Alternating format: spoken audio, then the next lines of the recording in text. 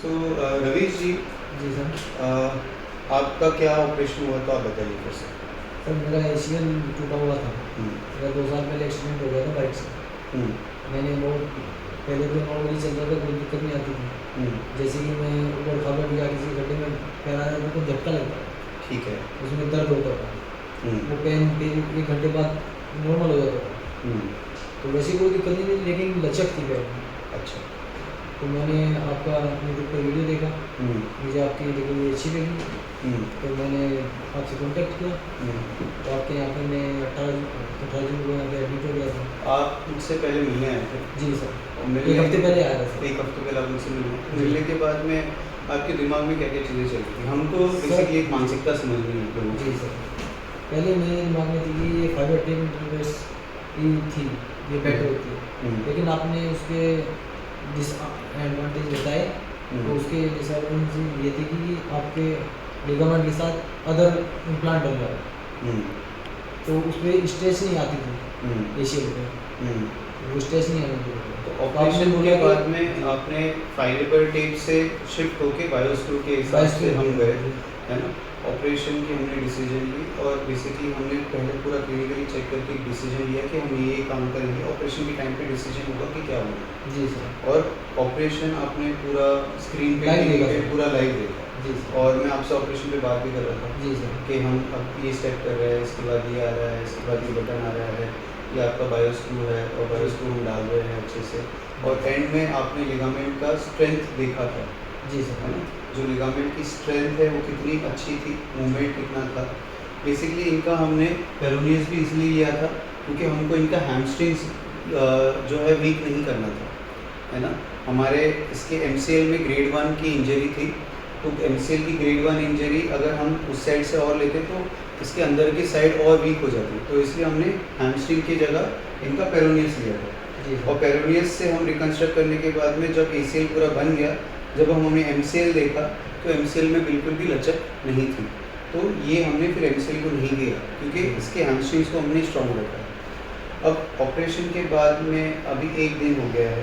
जी sir. Operation के बाद में आपके पेन में कैसा है स्थिति? अब आप वापस से उत्तर प्रदेश जा रहे हो, जी तो सर। आपके कैसे आप आगे करोगे, आपके कॉन्फिडेंस लेवल कैसा है वो आप बताइए। सर आपने एक्सरसाइज बताई, मैं इसको कंटिन्यू करूँगा। हर 3 घंटे बाद कोशिश करूँगा हम्म, ज़्यादा से ज़्यादा एक एक्सरसाइज करूँ। हम्म, फिर 1 महीने के बाद आपको आपके यहाँ पर कॉन्टेक्ट करूँगा।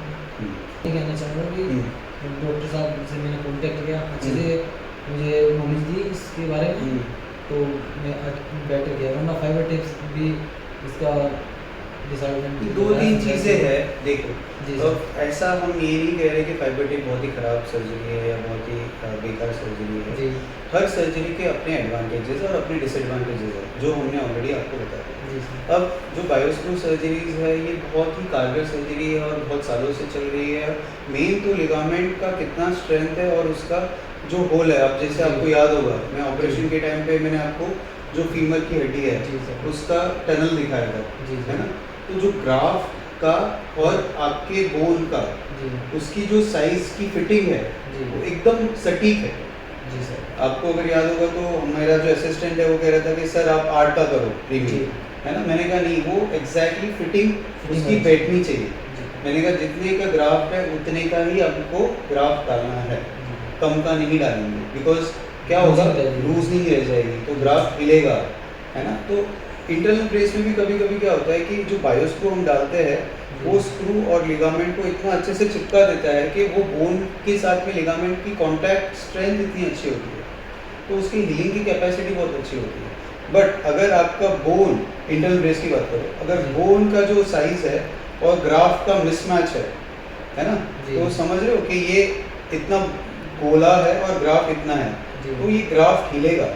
जी सर। अगर वो ग्राफ्ट हिलेगा तो वो बोन को खाते जाता है बहुत बारी। तो बहुत बारी ग्राफ्ट की वजह से हम इसको बोलते हैं विंडशील्ड वाइपर इफेक्ट या बंजी जंपिंग इफेक्ट। ये जो इफेक्ट होते हैं तो वो ग्राफ्ट की हड्डी को लूज कर देता है। ये सब में नहीं होता है, बट अगर आपका परफेक्ट फिटिंग हो रहा है ग्राफ्ट जी का सर। तो उसमें भी बहुत अच्छे रिजल्ट आता है। आपकी सर्जरी बहुत ही बेहतरीन हुई है। जी अब सर। आपको मेहनत करके इसको एक्सरसाइज करके कराना है। इस पर कूल पैक ज़रूर लगाइएगा ताकि सूजन दर्द है वो कम रहे।